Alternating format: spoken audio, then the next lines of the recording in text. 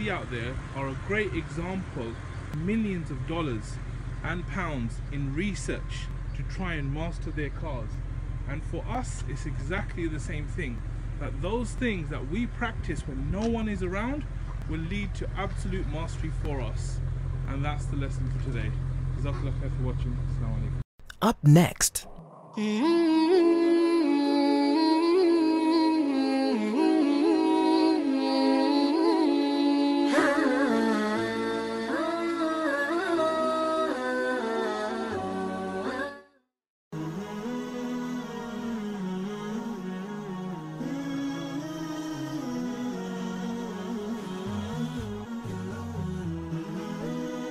Horizon TV, the beacon for the nation.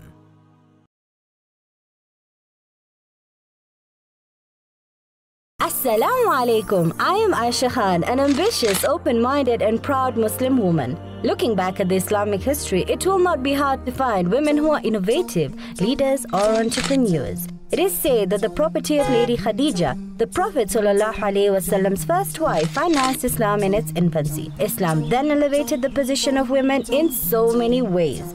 Join me as I set out to go on dates with Muslim women from all walks of life to find out who they are, what they do, and what role Islam plays in their lives. Bismillahirrahmanirrahim. Assalamu alaikum. Welcome to the meet and greet show with yours truly, Aisha Khan. Today I am headed to meet a lady who has undergone a life-changing transition. Imagine living a healthy life, then suddenly not being able to do the simple things, just as little as eating with a fork or going to the washroom unattended. Yet her smile expels so much hope and gratitude. Join me as we get to know more about her story. At the age of 17 years old, one morning Farah KHALECK woke up to a traumatizing condition that is today part of her life. That condition is scleroderma, a condition that has no cure.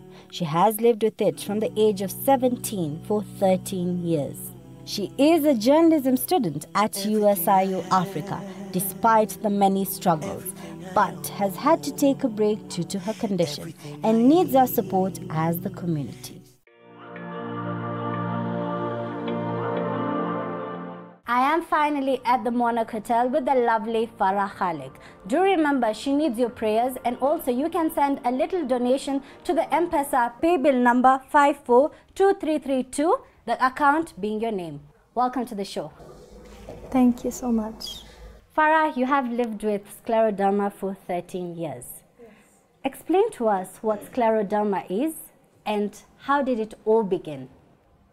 Wow, scleroderma, let me start with what the word means. Sclero means hard and derma means skin. So it's basically a connective tissue disorder and it affects your skin. So in this disease, your skin becomes very hard. It tightens up, it stiffens up your body, and your limbs start to deform. They start to get hard, and that reduces mobility.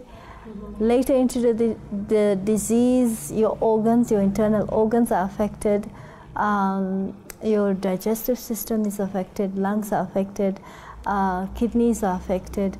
Some even get heart problems with this disease. So it's a very rare but a very dangerous autoimmune disorder, which is, I don't know, there is no cure for it. They do not know how it starts, and some blame it on genetics, but anyone can get it. And the worst part is it affects women, and so just women alone? Yes, mostly it has affected only women. And women, middle-aged women, especially from 40 years onwards. So I don't know why it started with me so early. You got it when you were at 17? Yes, I was at 17 when the initial symptoms started. So that was really like a shocker. And so how did it all start? What did you start realizing that was different from normal? Waking up in the morning with swollen hands, That was really abnormal to me. During the cold weather, my nails used to turn blue, so that was another thing. And then my knuckles used to they turned dark actually. They turned like black. My skin is brown, but the knuckles were all black, you know, like it was really weird. So initially we just didn't quite, you know, like follow up with it. We thought like... Just thought it's a normal thing. Yeah, and then it will just go away or something. But then, you know, we were advised you need to get this thing checked out because it's not normal. It's not normal, like, you know, to wake up with swollen hands and then like 2 hours later, like the swelling completely goes down and everything is normal. So that's kind of weird, you know? Yeah, so, yeah. And then when the stiffening started, especially with my legs, around my thighs, that's when we decided, no, we need to get this thing checked out and get to know what's really happening with me. And I was 17 at that time, I just cleared high school. So I was a teenager, you know, trying to live my best life at that time. And it was really difficult because I was not understanding what's happening. And it was difficult for me to grasp like all these changes with my body. And I was having mood swings, you know, hormonal changes, and so much was happening at that period. It was really difficult. Okay, and then we were also getting, you know, bombarded with so many types of treatments and advices and, you know, commands like, go there, do this, you need to do this, this is happening, yeah, this is what you should do and everything. So now we're like, they're trying everything, you know. It was a lot happening at that period of my life. So yeah, that's how it all started, and the symptoms were growing, you know. And yeah, initially we went to a doctor right here in Kenya, and he diagnosed me with lupus. So with that, it's the same family, lupus and scleroderma. They are related with arthritis, so it's a whole big family of autoimmune disorders. So yeah, I was diagnosed with lupus, and he gave me steroids and told me to, okay, there's nothing we can do and you need to start taking the steroids, and the steroids will manage your condition. So I was like, okay, that's weird. Now why can't you do something? I want to go back to being normal again, you know. I don't want to wake up so stiff. I don't want to wake up with swollen hands, and I don't want to find it so hard to do sujood, you know. It was getting so hard for me to bend down. So we started with the steroids, and somewhere down the line, things were not working out. The steroids started reacting with my body, and I was having more issues now. I was getting this skin pigmentation, the whiteness on my skin. Now that started off. So I'm like, now what is happening? This thing was supposed to be managed, you know. It's going from bad to worse. Yeah, so now things are going on another level. And that's when they're like, no, okay, we need to travel to India and have this thoroughly checked out. Okay, so at that time, alhamdulillah, my parents were in a position to afford my travel and my medication. We went to India, and that's where they diagnosed me with scleroderma. After diagnosing me with scleroderma... You were still 17 years old? Yes, I was about 19 now. So 2 years into the disease is when they diagnosed me with the scleroderma. And how did you react? You know, this is a stage where you're moving from being a child and you're stepping into womanhood. And you're very conscious about how you look, and here you are having all these other changes. How did it affect you? Of course, it affected me negatively. I was constantly bitter. I was always cranky. I was always in a foul mood, you know, fighting with my mom, fighting with my siblings, you know, with my brothers. And at that time, I was just in a very horrible negative state, you know, because I was like, why me, you know? And so you did go through the denial phase? Yes, of course, I was in total denial, and it was the worst part. I wish I would have accepted it early, and you know, I would have saved myself and my family all that trouble that I caused them. In a way, yeah. It's understandable because there you are, you know, you're growing into a woman and you expect very different things, and here you are. I'm changing, you know, my looks are changing, my face is stiffening up, my muscles are stiffening up. So now I don't have cheeks anymore, I don't have lips anymore. And I'm changing, you know, I'm like, what is happening to me? So yes, it was a really bad state. So when did you come to accept that you have this condition, scleroderma, and how did you come to accept that now it is part of me? Back when I was in India, when they diagnosed me, amazingly, or should I say unfortunately, they gave me the same thing, steroids. Oh my, and you acted the first time. Yeah, they were like, take these steroids and you have to manage this disease. There's no cure for it. And I was like, really, you know, come all the way. And yourself react to the fact that scleroderma has no cure? Oh, they were devastated. Of course, they were devastated. I'm the only girl child in the family. So it was obviously a devastation, you know, to parents. And it was heartbreaking, but they never showed me. They were always strong for me. And I'm grateful for that. So I was like, I mean, coming all the way till here and you're telling me steroids? Really? You know? But I decided to give them a chance again. So I did take them for about 8 months. And I was there again. You know, now I was gaining weight.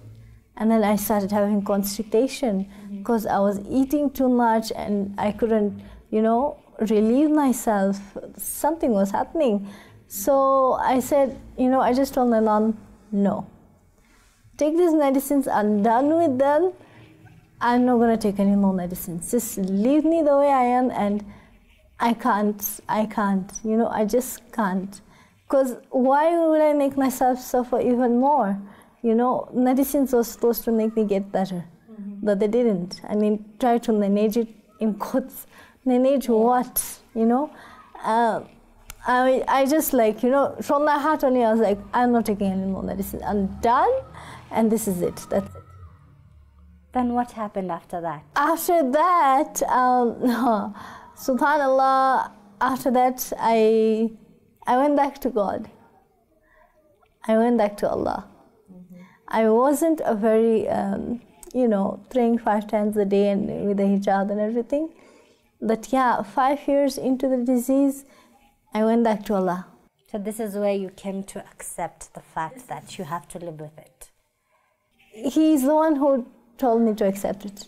He's the one who gave me that strength. He said, this is it, you know.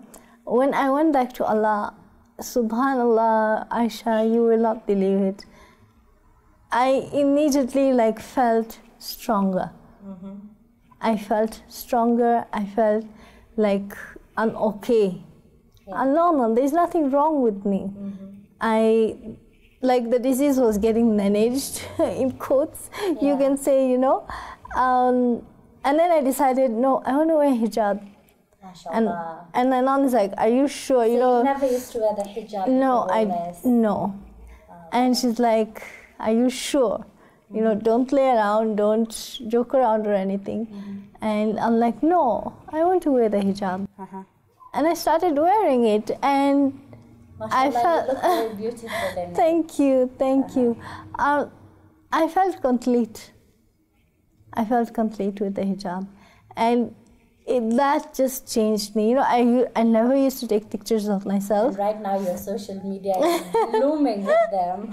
I'm always taking pictures. In fact, I even taught my mom how to take pictures, and I'm always, I'm always disturbing her, like, no, just take a picture of me, you know. So yeah, subhanallah, I cannot complain. Allah has made it so much easier for me to accept my condition. He's made it so easy for me to accept who I am, how I am, the way I look. Because I mean, of course, there's so many girls out there so conscious about themselves. Very true. We have one pimple and we complain all day, every day. And I know. Alhamdulillah, look at you. You know, you're inspiring the world. Alhamdulillah. And he's the one who gave me the strength. I don't know. It's just him. Yeah. So tell us some of the challenges that you went through. I'm sure there are very many. Oh, of course there were very many. At that point, you know, I even like locked myself out. Like I never used to go out much or anything. But my mom would always encourage me. She's like my backbone. You know, she would encourage me, no, let's go here, let's go there. Get me new stuff, you know, new clothes, pamper me and everything. You know, thank God for our mother. Alhamdulillah, I'm so grateful for that. And she's given me the strength. She's also, you know, they say God is not everywhere. That's why He made mothers. Very true. And she's the one who's always like, you know, get up, do this, do that. No, let's go here, let's go there. Mom, we want to go for a movie. Let's go. You know, even if she's tired, it's okay, let's go, you know. So she would never like always encouraging me. You out of that little corner of yours to go out into the world. Yes, and whenever I would show her my pictures and all, and when I started blogging and what, she would always encourage me. I would show her my posts, and you know, she's given me the strength to continue with my writing and what. So yeah, it's been amazing. Which brings me to another very big achievement of yours. You know, in 2016, you managed to secure a scholarship at USIU Africa to pursue a degree in journalism. Yes. Why journalism? My dream. It's my dream. From all places. Aisha, subhanallah, I love the camera. I love the camera. And I don't know, I'm so confident in front of it. Like, really, my mom is like, you know, you're too weird, you know. And yeah, I really love journalism. I've always found Jeff Koinange, he's been like my idol, my hero. I've always admired his work. And you know, I've always been like, I want to do this. You know, inshallah, one day I want to do that. You know, I really, really want to be in front of the camera. I want to tell stories, you know, I want to report. The whole thing of journalism is just me. I want to write. I love writing. So apart from being a camera diva, I'm also very passionate into writing, and I just love the whole aspect of it. Yeah. Journalism has always been in. I've always been, you know, like as a child, like I want to watch the news, and my brothers would be like, "This one is too weird," you know. And my mom, she basically calls me a politician because I'm always updating her with all the news. So yeah. So you had to take a break from university. Tell us a little bit about it. When I joined university, oh my God, it was like a dream come true. Subhanallah, I cannot thank God enough. Mashallah, I started school, and you know, I was all confident, and you know, mom would always wake me up on time and get me ready, you know. So I started school, and everyone at school has been so cooperative, so supportive of me. Somewhere after like a semester, I started feeling ill again. As always, this disease is, it's unpredictable. Sometimes I wake up very okay, sometimes I'm so heavy. It's hard for me to even turn on the bed. So it's like, oh, you know, a core to just get up or sit, you know. So I got ill in 2017. I really went down. Like, I became so weak. I had serious bouts of diarrhea, and I wasn't eating. And that period, you know, my mom, she was on my side. Everything, and so much was going on. It was so difficult. I had to take a break. And that broke my heart so much, because I was like, I'm finally doing something, you know, my life is moving, and again this disease is bringing me back, you know. We will be taking a short break, so do not move a muscle. As in the next segment, you will get to know more about Farah KHALEK's story. In the meantime, keep making dua for her to get shifa, and also you can send a little bit of donation to the M-Pesa pay bill number 542332, the account being your name.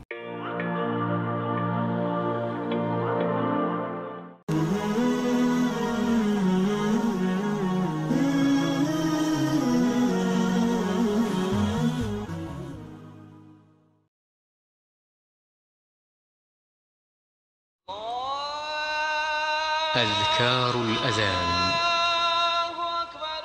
يقول مثل ما يقول المؤذن، إلا في حي على الصلاة وحي على الفلاح، فيقول: لا حول ولا قوة إلا بالله. ويقول: وأنا أشهد أن لا إله إلا الله وحده لا شريك له، وأن محمدًا عبده ورسوله.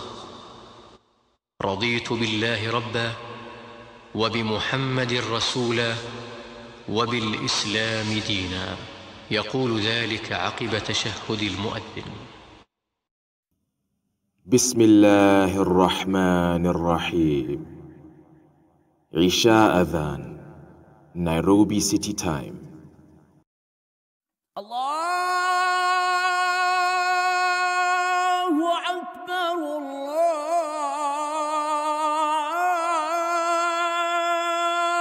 الله أكبر.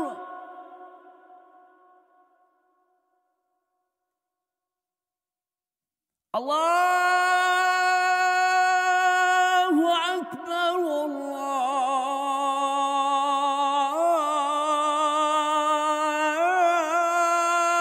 الله أكبر. أشهد أن لا إله إلا الله.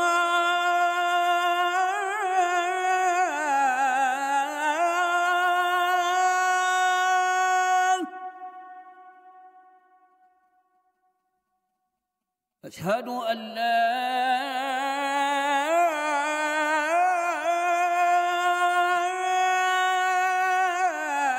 إله إلا الله.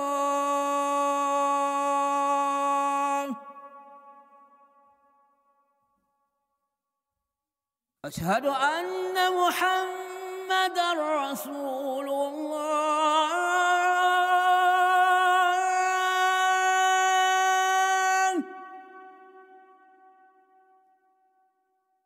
أشهد أن محمدًا رسول الله.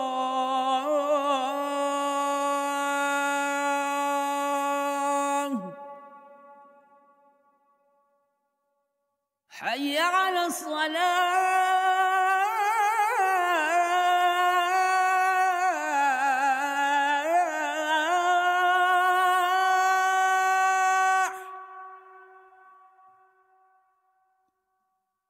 حي على الصلاة.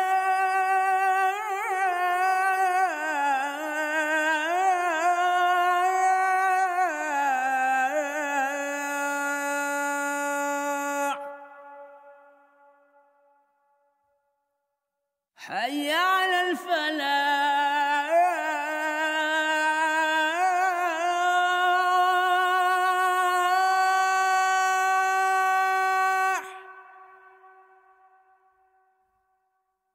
حي على الفلاح.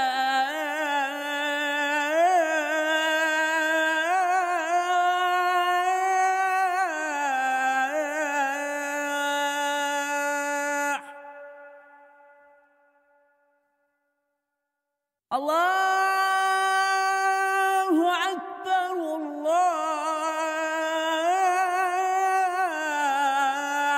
الله أكبر. لا إله إلا الله.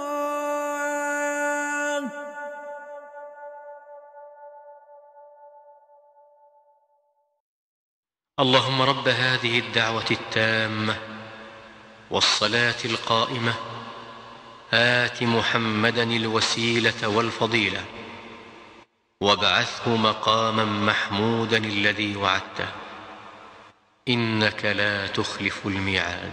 O Allah, Lord of this perfect call and established prayer, grant Muhammad, peace and blessings of Allah be upon him, the intercession and favor, and raise him to the honored station you have promised him. Verily, you do not fail in your promises. Up next.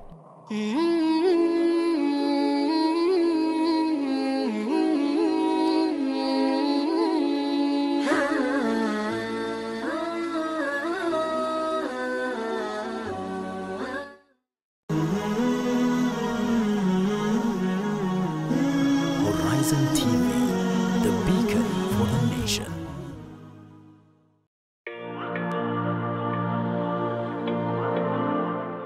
Welcome back. For those of you who are joining us right now, I am at the Moana Hotel with the lovely FARAH, who shared her story with her battle fighting with scleroderma, a condition that has no cure.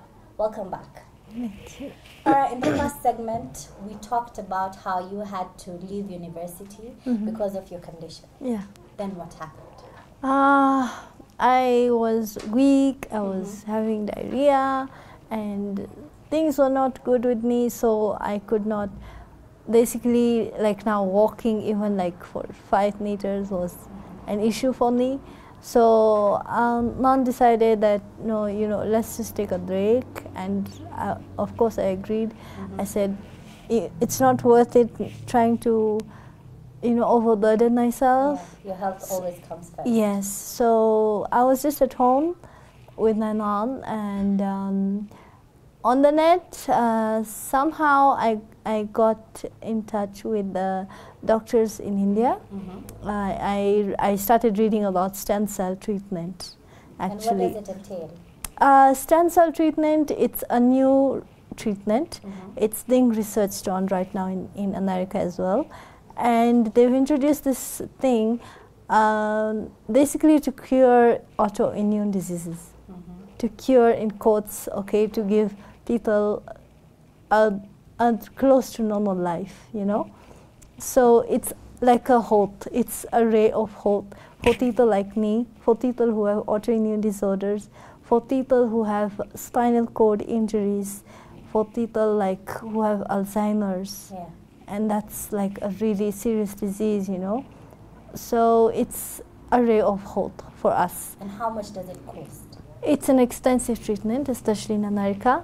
And in India, it's kind of a reprieve for people like us, alhamdulillah. And I got in touch with some doctors there, and I spoke to them about my condition. And they are basically, they have headquarters in America, and they have hospitals in India as well. So I thought it's a safe bet, especially, number one. I thought these guys are qualified and professionals and they're trustworthy for this. So they told me that yes, it's a positive step and you should definitely take it. I showed them my pictures, and we've been in constant contact, and they've given me hope, whereas in the past, the doctors have been really they just kept it at there's no cure. But yeah, this will they've given me hope, you. And I feel like this is for me, this is what I need, inshallah. So and how with much do you need? I need Kenya shillings 5 million.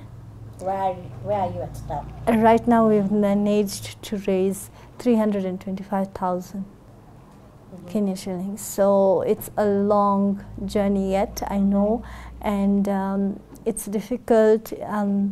I'm constantly trying to, get all the help I can, and thanks to people like you who are, inviting me to your platforms for me to spread the word, and inshallah. Inshallah, it will all work out. Yes. So maybe there's a viewer out there watching and wondering, how can I help Farah? Tell us, how can you help? You can help me by going to the website, farahmedicalfund.com, and you can, Antesa Taydil number is 542332, and account is your name. I also have a PayPal account. and the details are on the website for the PayPal account and bank transfer as well. So they're all on the website, and some information about me and my story, it's all on the website. So please do get in touch, and of course I'm on social media, on all platforms. On Twitter, my handle is FARAH KHALECK, and on Instagram it's @FARAHLife_, and you can message me at any time, and I'll be responding and assisting you to direct you to my PayBill numbers and everything. I'm sure the viewers out there have heard you, and inshallah, we pray that they will contact you, and you get to raise the money and go to India, become well, and be an inspiration to the world. Inshallah. Well, inshallah. on a lighter note, Farah, apart from having scleroderma, what do you like doing for fun? Oh my God, for fun, I love movies. I'm not a reader, but I want to start reading. I've been telling myself, I need to read more. But yeah, I love movies. I love going to the movies. I love going out. I love food as much as I cannot. Yes, I'm a big foodie. I'm always looking at, and I love cooking shows.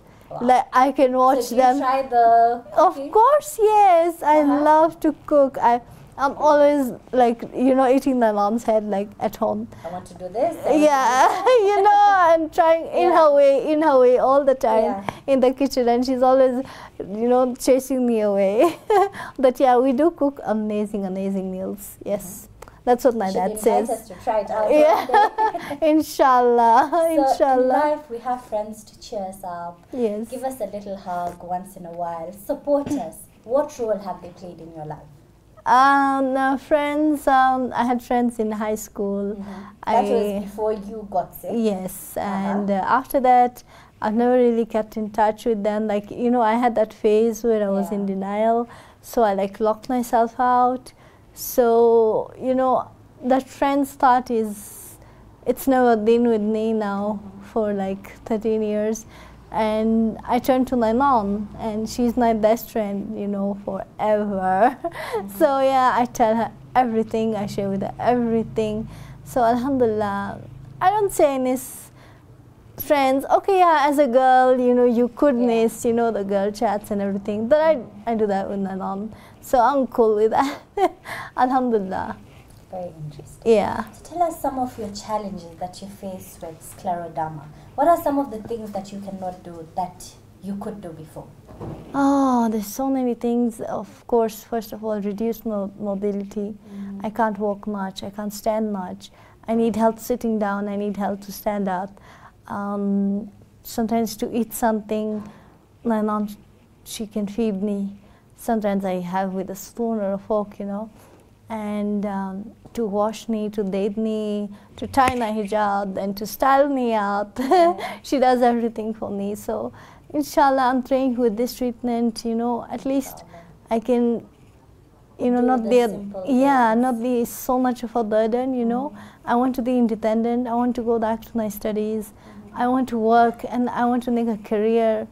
I want to do so many things. I want to inspire so many people. You are really an inspiration. Alhamdulillah, and I want to continue that. I want to give girls the empowerment, that don't just stop at your looks or anything. You can do anything that you put your mind to. So never stop and never look back and never demean yourself, never, look down on yourself. You should just be yourself, accept yourself, and be fierce. As you have heard it from her, you need to be yourself and be fierce. That's a very good quote line. Thank you. So Farah, what are your future aspirations? Saying that inshallah you get the funds, you go to India, you get well, you come back. What do you plan to do? First of all, going back to school. That's at USIU? Yes, going back to school, getting back on my feet, getting a job and supporting my family. Because right now, my mom and dad, it's just me, and I want to do everything for them, just be there for them the way they have been, and I want to give back on a more larger scale. I want to give back to the community as well.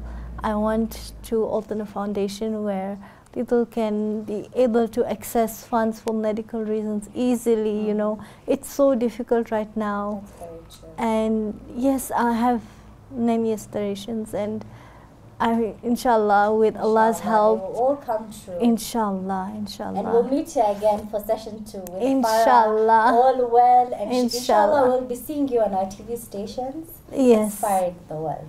inshallah, So inshallah. let's go back a little bit when you are at university. Mhm.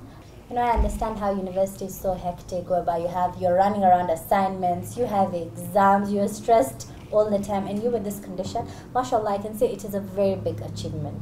Alhamdulillah. There- There were times, you know, yeah. mom would like wake up and find me, you know, on my laptop typing away, and she'd be like, you need to sleep right now, look at the Yeah. time. And I'm like, no, mom, just this 1 minute, you know.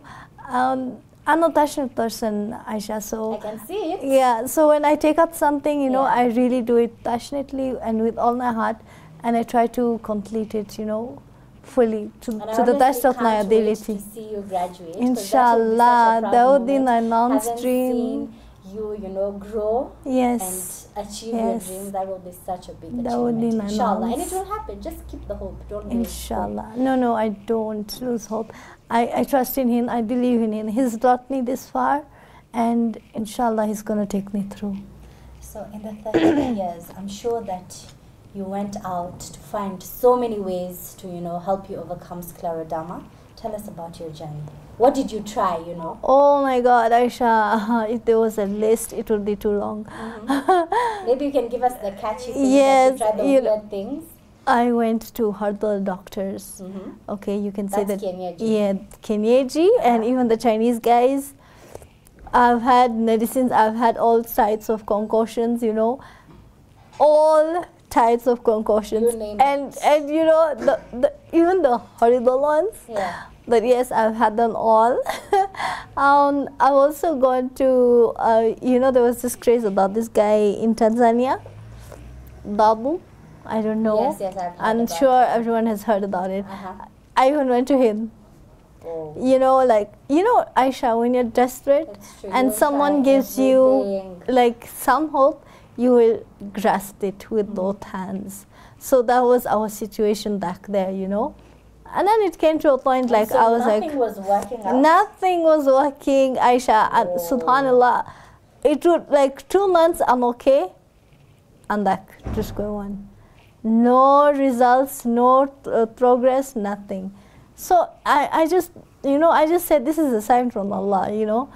It was a sign for me to go back. Yeah. Yeah, it was a sign for me to go back to Him and believe in Him. And subhanallah, look today, I found the cure. And I didn't go anywhere searching for it. Yeah.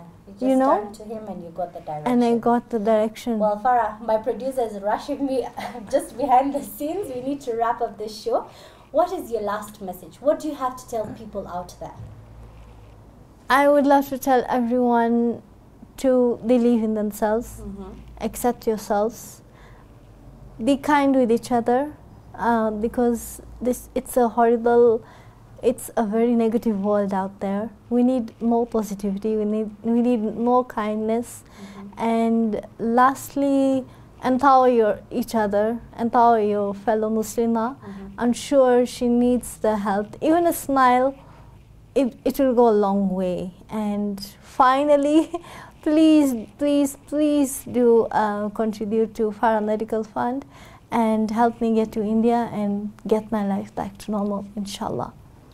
Shukran. Thank you so much, Farah, for gracing the Meet and Greet show. Shukran. May Allah grant you all the shifa, may you Ameen. achieve all your dreams, and may we Ameen. meet again. Ameen, inshallah, inshallah. We have come to the end of the Meet and Greet show. I am totally inspired, and I'm sure that you are too.